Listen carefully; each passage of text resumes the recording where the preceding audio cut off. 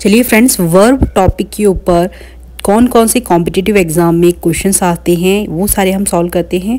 तो ये सिर्फ वर्ब टॉपिक के ऊपर क्वेश्चंस है। सो फ्रेंड्स, चलिए let's get into the video. First question है, चूज द करेक्ट ऑप्शन। आपको करेक्ट ऑप्शन चूज करना है। Question 1, a verb is dash, use the correct option to fill in the blanks. First, an action word. Second, an describing word. Third, an article. Fourth, a preposition. Friends, verb जो होता है वो एक action word है, यानी कि जो भी काम हम करते हैं, क्रिया, जैसे कि हम हिंदी में कहते हैं क्रिया, जो भी हम काम करते हैं लाइक सोना, उठना, बैठना, खाना, जंप करना, ये सारे के सारे जो होते हैं वो वर्ब होते हैं, क्रिया होते हैं। तो यहाँ पर option A an action word correct option है। सेकंड क्वेश्चन लेते हैं हम, pick the verb from the given sentence. Ravi ran fast to catch the bus. First option Ravi, second option ran, third fast, fourth option bus. Friends, यहाँ पर action जो है verb आपको यहाँ पर पिकअप करना है। तो यहाँ पर क्रिया क्या हो रही है? क्रिया हो रही है यहाँ पर रैन, मतलब दौड़ना। Ravi ran fast to catch the bus. Ravi बहुत तेज दौड़ा बस को पकड़ने के लिए। तो यहाँ पर वो दौड़ा, वो क्रिया कर रहा है। यहाँ पर ऑप्शन 2 करेक्ट है, रैन। रवि नाउन है, रैन वर्ब है, और 3 फास्ट जो है वो एडजेक्टिव है। कैसे दौड़ा? फास्ट दौड़ा, एडजेक्टिव है। बस भी यहाँ पर नाउन है, तो यहाँ पर वर्ब क्या है? Option 2। Third question, Neena dash a beautiful dress, choose the appropriate verb to fill in the blank. Option 1 wore, option 2 smell, option 3 fly, option 4 walk. Neena dash a beautiful dress. Friends, यहाँ पर वोर जो है ऑप्शन 1 ये है, wear का second form है वोर, इसका मतलब होता है पहना हुआ है। तो ऑप्शन 1 वोर करेक्ट है। Neena wore a beautiful dress. अब क्वेश्चन 4 लेते हैं, pick the option with verb. आपको यहाँ पर ऑप्शन में से वर्ब पिकअप करना है। ऑप्शन 1 है आपका green and blue, option B second है hit run, option 3 sweetly softly, option 4 सीमा इट। फ्रेंड्स, फर्स्ट जो ऑप्शन है ग्रीन एंड ब्लू एक एडजेक्टिव है जो किसी चीज़ की विशेषता बताता है, तो ये वर्ब नहीं है। सेकंड जो है आपका वो हिट रन। हिट मतलब होता है किसी से भी टक्कर मारना, रन मतलब दौड़ना। तो फ्रेंड्स, ये है अपना correct answer, option 2 hit run. और ऑप्शन 3 जो है वो है स्वीटली सॉफ्टली, ये भी एक एडजेक्टिव है। और ऑप्शन 4 जो है वो सीमा इट, ये नाउन है। तो यहाँ पर ऑप्शन 2 करेक्ट है, hit run. Question 5, the word catch is a dash. Option 1 verb, option 2 article, option 3 adverb, option 4 preposition.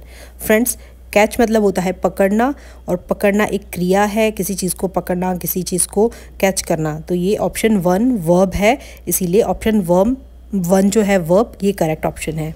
Next question, the bird sat on the tree. From the above sentence, the verb sat is option 1 an intransitive verb, option B a transitive verb, option 3 a helping verb, option 4 none of the above. Friends, सबसे पहले आपको ये पता होना चाहिए कि intransitive, transitive और helping verb क्या होता है। आइए थोड़ा सा पहले देख लेते हैं।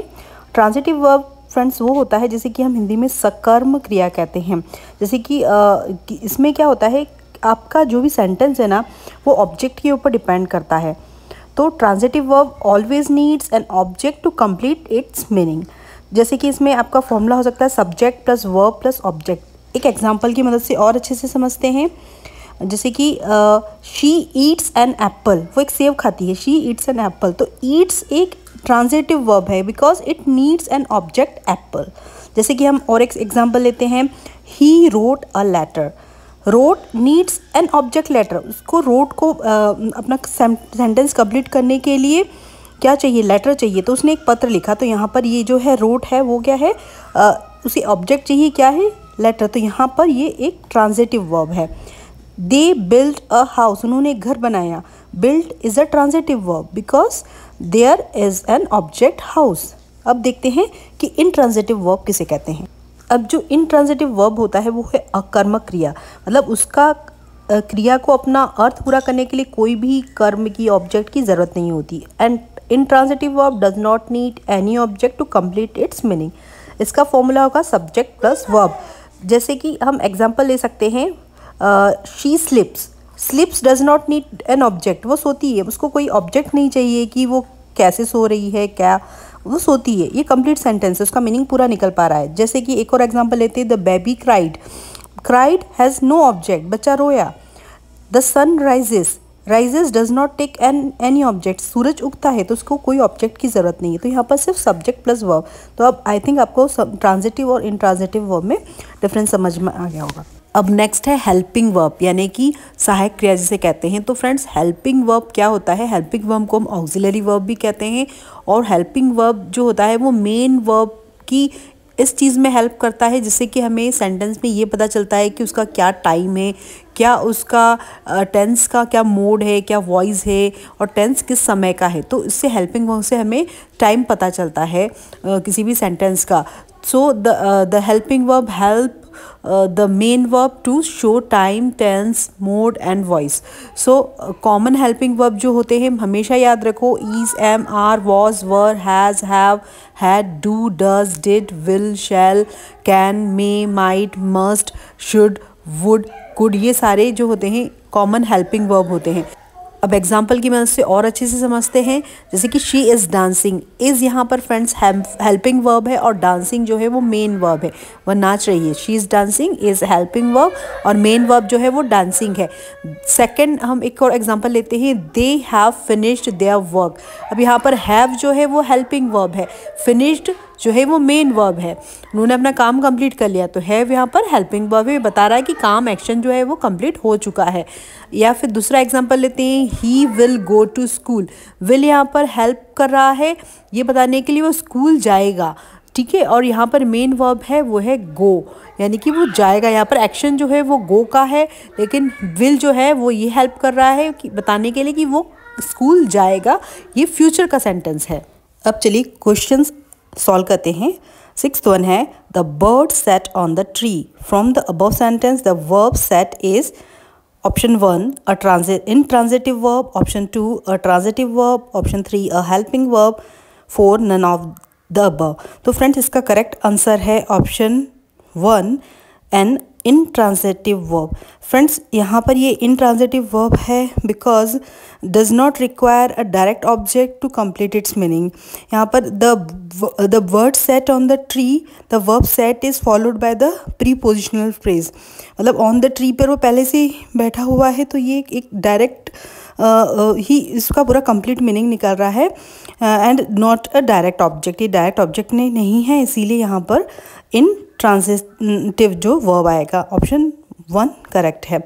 नेक्स्ट है 7th one, fish swims. The verb swim is above sentence is option 1 a transitive verb, option 2 an intransitive verb, 3rd one is helping, none of the above, 4th one. तो अब देखिए फ्रेंड्स इसका answer है 2 an intransitive verb, क्योंकि यहाँ पर भी आपको जो फिश स्विम है उसमें swim is not followed by an object, किसी भी ऑब्जेक्ट को ये फॉलोड नहीं कर रहा है, तो यहाँ पर भी इन ट्रांजिटिव वर्ब होगा। तो option 2 is correct. Next, Rahul is an intelligent boy. Find the helping verb from the above sentence. Is an boy intelligent. अब कौन सा ऑप्शन फ्रेंड्स करेक्ट है? तो आपको मैंने बताया था हेल्पिंग वर्ब होता है is, am, are, was, were. तो यहाँ पर ऑप्शन ए 1 करेक्ट है, is. Next one, the man are walking towards the gate.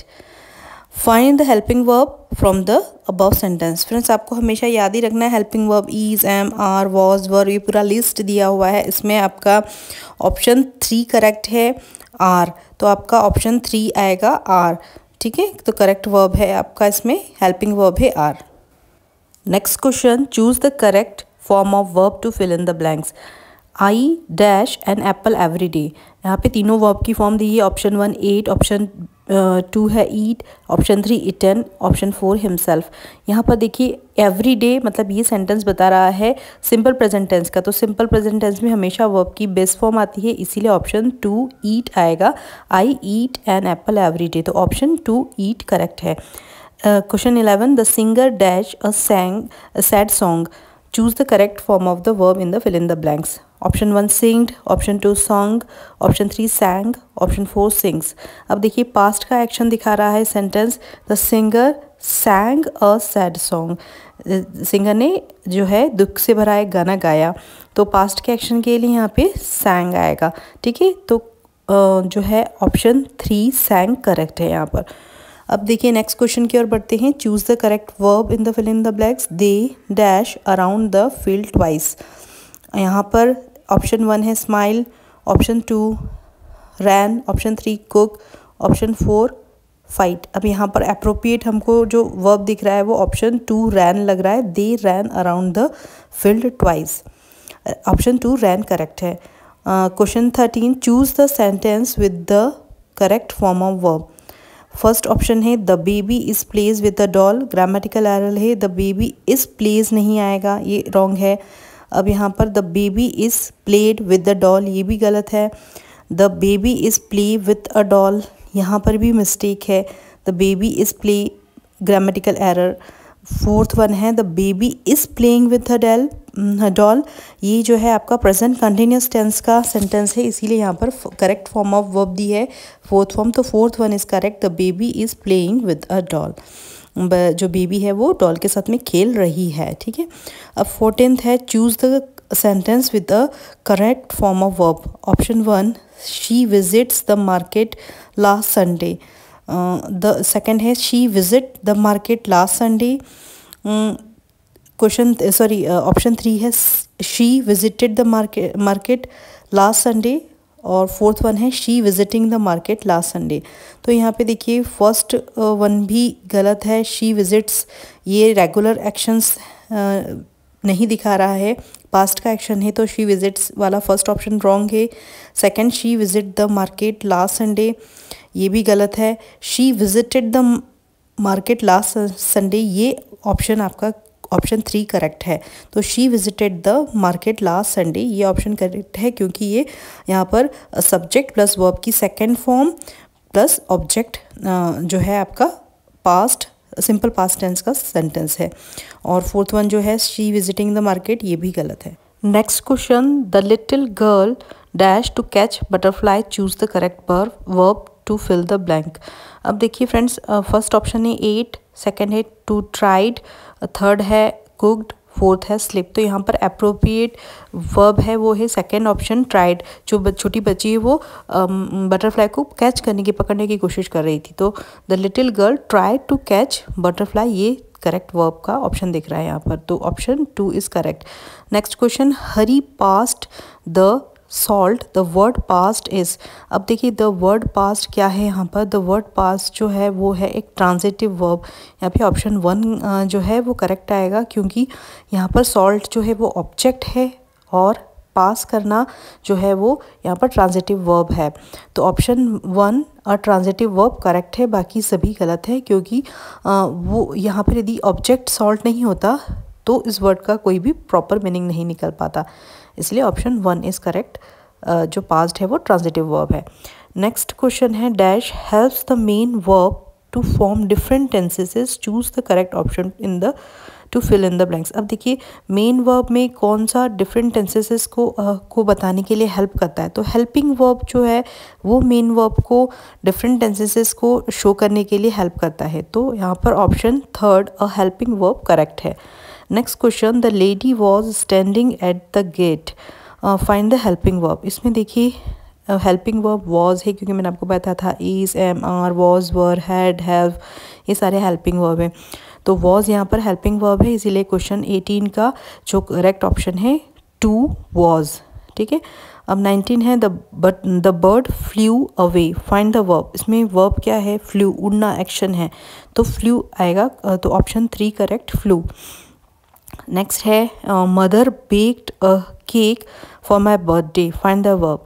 Baked यहाँ पे क्या करा, बेकिंग जो है, देखिए मदर तो है नाउन, बेक्ड करना मतलब यहाँ पर क्रिया हो रही, ये वर्ब है, तो ऑप्शन 1 बेक्ड करेक्ट है।